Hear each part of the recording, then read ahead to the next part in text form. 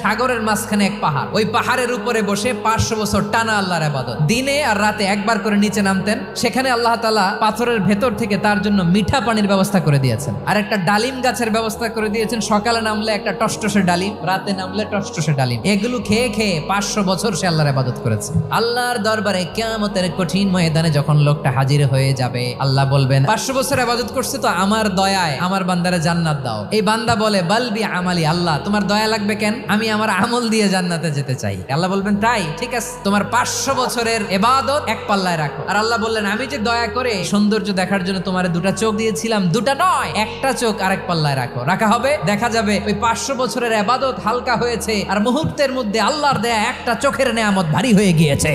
ফলাফল দেখো, হিসাব বলে তুমি এখন জাহান্নামে যাবা, যাও এবার জাহান্নামে যাও। এবার লোকটা কাচুমাচু করে বলে আল্লাহ এবার আমি বুঝতে পেরেছি তোমার দয়া ছাড়া দুনিয়ায় কেউ জান্নাতে যেতে পারবে না।